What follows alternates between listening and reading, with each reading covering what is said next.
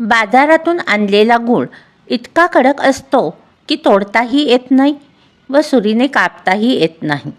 गूळ सहज कापता यावा म्हणून आज आपण 2 पद्धती पाहणार आहोत.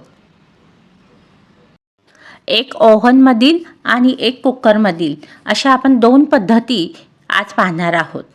आपण खटका ऑन केला आहे आणि ओव्हनमध्ये गूळ ठेवून दिलेला आहे. आता आपण 1 मिनिट सेट करायचा आहे. मायक्रो ओव्हनच आपण वापरलेला आहे. 1 मिनिटं सेट केला आहे आणि ऑन केला आहे. पाहू शकता 1 मिनिट झालेला आहे. आता आपण गुळाची ढेप बाहेर काढूया आणि चिरण्यासाठी घेऊया.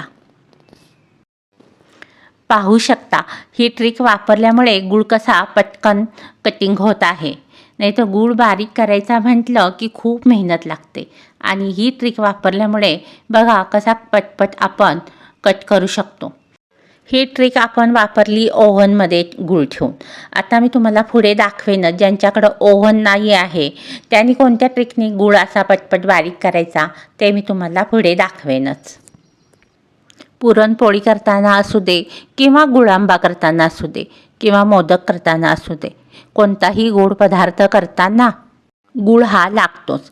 तेव्हा कमी मेहनतीत गूळ अशा प्रकारे बारीक करता येतो.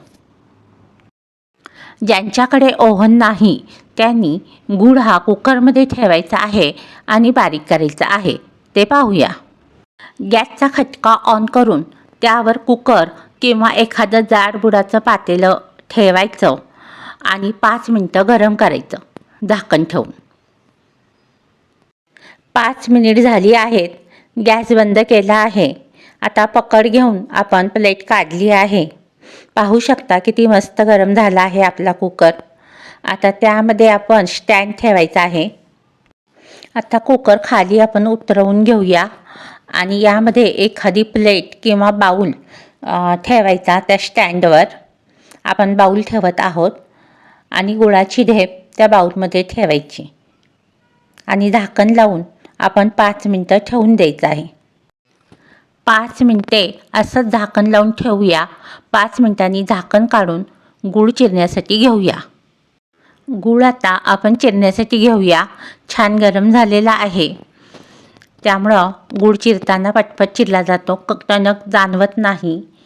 पाहू शकता. आता मी दाखवतेच तुम्हाला. हे पहा कसं पटपट पटपट चिरला जात आहे. अजिबात कठीण जात नाही आहे.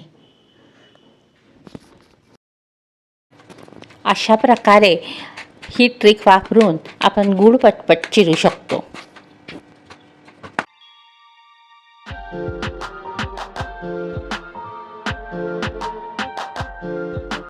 आहे की नाही छान आयडिया? आवडला असेल व्हिडिओ तर लाईक करा, मित्रमैत्रिणींना शेअर करा आणि चॅनलवर जर पहिल्यांदा आला असाल तर आठवणीनं चॅनलला सबस्क्राईब करा.